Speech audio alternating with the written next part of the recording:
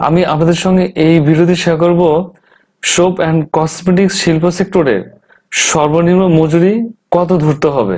যারা উচ্চতর দক্ষ অর্থাৎ foreman, master technician, welder, mechanic, turner, সাধারণ মিস্ত্রি, ফ্রেশম্যান বা ফ্রেশ মেশিনম্যান, টয়লেট বা washing freshman, folder machine man, mixer machine man বা mixer man, drawing chamber machine man, boiler attendant, fitter মিস্ত্রি, কাটিং মেশিনম্যান, ডাইস মিস্ত্রি, অপারেটর বা plant operator, electrician, boiling man, packers বা wrappers. এই ডেজিগনেশনগুলো হবে উচ্চতর দক্ষ। এদের স্যালারি ধরতে হবে দেখুন বিভাগীয় শহর ও সিটি কর্পোরেশন এলাকায়। বিভাগীয় শহর ও সিটি কর্পোরেশন এলাকায় যারা, তাদের ক্ষেত্রে বেসিক স্যালারি ৮,২৬০। হাউস রেন্ট হবে ৪,১৩০। অর্থাৎ বিভাগীয় শহর বা সিটি কর্পোরেশন এলাকায় মূল মজুরির ৫০% এবং জেলা শহর ও অন্যান্য এলাকার ক্ষেত্রে হবে মজুরির ৪০%। এখানে দুইটা ভাগে ভাগ করা, কে কোন এলাকায় আছেন সেই অনুসারে তার এই পার্সেন্টেজ ভাগ হয়ে যাবে। এই বাড়ি ভাড়া ভাতা, কারণ সব জায়গার বাড়ি ভাড়া ভাতা সেম না। শহর এলাকায় বা টাউনে সাধারণত এই ভাড়াটা বেশি থাকে, আর শহরের বাইরে যে এলাকা থাকে তাদের হাউস রেন্ট কম লাগে। এই জন্য দেখুন এখানে দুইটা ভাগে ভাগ করে দেওয়া আছে। তো হাউস রেন্ট হবে ৪,১৩০।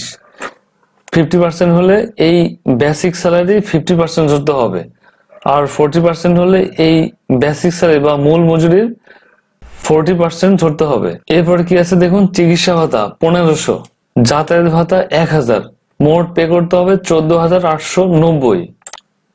জেলা শহর বা অন্যান্য এলাকার ক্ষেত্রে তাদের বেসিক স্যালারি বা মূল মজুরি হবে ৮,২৬০, আর হাউস রেন্ট হবে 40% বা 50%। যে যে এলাকায় থাকে সেই এলাকার উপর ডিপেন্ড করে ৩৩৪০। চিকিৎসা ভাতা ১৫০০, যাতায়াত ভাতা ১,০০০, মোট পে করতে হবে ১৪,০৬৪ টাকা। এটি হবে যারা উচ্চতর দক্ষ তাদের ক্ষেত্রে এই বিভাগীয় শহর, সিটি কর্পোরেশন বা জেলা শহরগুলোর ভিতর ভাগ করে দেওয়া। এরপরে কি আছে দেখুন, দক্ষ ২ নম্বরে আছে দক্ষ। এইখানে কি কি ডেজিগনেশন থাকবে, সহকারী অপারেটর, সহকারী মেকানিক, সহকারী ওয়েল্ডার, সহকারী ইলেকট্রিশিয়ান, সহকারী pump operator, boiler helper, carpenter, সহকারী বোলিং ম্যান, বোতল বা tin filling man, cap sealing বা টিন সিলিং ম্যান, সহকারী ডাইস মিস্ত্রি, সহকারী কাটিং ম্যান, সহকারী ফিটার ম্যান, সহকারী প্রেসম্যান বা সহকারী প্রেস মেশিন ম্যান, সহকারী ফোল্ডার মেশিন ম্যান, সহকারী মিক্সার মেশিন ম্যান বা সহকারী মিক্সার ম্যান, সহকারী প্যাকার্স বা সহকারী র্যাপার্স। এদের ক্ষেত্রে দুইটা ভাগ, বিভাগীয় শহর ও সিটি কর্পোরেশন এলাকার জন্য তাদের মূল বেতন হবে ৬,৩৯০, বেসিক স্যালারি হবে ৩,১৯৫ টাকা, মেডিকেল অ্যালাউন্স হবে ১৫০০, যাতায়াত ভাতা হবে ১,০০০, মোট পে করতে হবে ১২,০৮৫ টাকা। জেলা শহর বা অন্যান্য এলাকার ক্ষেত্রে বেসিক স্যালারি হবে ৬,৩৯০, হাউস রেন্ট হবে ২৫৫৬, মেডিকেল অ্যালাউন্স হবে ১৫০০, যাতায়াত ভাতা হবে ১,০০০, তাদেরকে মোট পে করতে হবে ১১,৪৪৬। আছে দেখুন আধা দক্ষ লিস্টে কি কি ডেজিগনেশন থাকবে, boiling helper, markman, nailer, ruler machine helper, folder machine operator, mixer machine helper, cutting helper, বোতল বা tin filling helper, cap sealing ও tin sealing helper, press machine helper, packers. তো এই ক্ষেত্রে বিভাগের শহর ও সিটি কর্পোরেশন এলাকায় যারা থাকেন তাদের ক্ষেত্রে বেসিক স্যালারি হবে ৫,৫৩০, হাউস রেন্ট হবে ২৭৬৫ টাকা, মেডিকেল অ্যালাউন্স হবে ১৫০০, যাতায়াত ভাতা 1000, মোট পে করতে হবে 10,795। আর জেলা শহর ও অন্যান্য এলাকার ক্ষেত্রে basic salary 5,530, house rent 2,212, medical allowance 1500, যাতায়াত ভাতা হবে 1000, মোট পে করতে হবে 10,242। অদক্ষ লিস্টে আসবে সাধারণ শ্রমিক।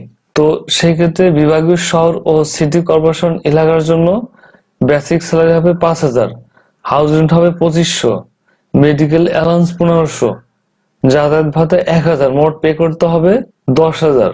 জেলা শহর বা অন্যান্য এলাকার ক্ষেত্রে বেসিক স্যালারি হবে 5,000, হাউস রেন্ট 2,000, মেডিকেল অ্যালাউন্স 1500, যাতায়াত ভাতা 1000, মোট পে করতে হবে 9,500 টাকা। পাঁচে দেখুন একটি নোট লেখা আছে, শিক্ষানবিশ শ্রমিক এমপ্লয়ি হিসেবে জয়েন করে অর্থাৎ 3 মাস বা 6 মাসের ভিতরে তাদেরকে কনফার্ম করতে হয়। কনফার্ম না করলে সেক্ষেত্রে তাদেরকে সার্ভিস নট কনফার্ম করতে হবে, তারা অফিস করতে পারবে না। তো এরকম শিক্ষানবিশ হবে 3 মাস মোট 6 মাস, 6 মাসের ভিতরে এটি সলভ করতে হবে। হয় তাদেরকে পার্মানেন্ট এমপ্লয়ি হিসেবে রাখতে হবে অথবা তাদেরকে চাকরি থেকে বাদ দিতে হবে, সার্ভিস নট কনফার্ম করতে হবে। তো এই ধরনের শ্রমিকের ক্ষেত্রে আমরা বেতন ধরতে হবে সর্বোচ্চ 7,500 টাকা। গতে আছে দেখুন, শিক্ষানবিশ সন্তোষজনকভাবে সমর্থ হওয়ার পর শিক্ষানবিশ শ্রমিক সংশ্লিষ্ট গ্রেডের স্থায়ী শ্রমিক হিসেবে নিযুক্ত হবে। অর্থাৎ শিক্ষানবিশ শ্রমিক হিসেবে তো পাবে সে 7,500, সে যখন পার্মানেন্ট হয়ে যাবে তখন এই 5-এর উপরে যে লিস্ট আছে এই লিস্টে যে ডেজিগনেশন হবে ওই অনুসারে তার স্যালারি দিতে হবে। তো এই ছিল আমার সোপ অ্যান্ড কসমেটিক্স শিল্প সেক্টরের সর্বনিম্ন মজুরি নিয়ে আলোচনা। তো আপনাদের এই রিলেটেড কোনো কোশ্চেন বা কোনো মতামত দ্বিমত থেকে থাকলে আপনি কমেন্টস করুন, আমি রিপ্লাই দিব। সবাই ভালো থাকবেন, সুস্থ থাকবেন। আল্লাহ হাফেজ।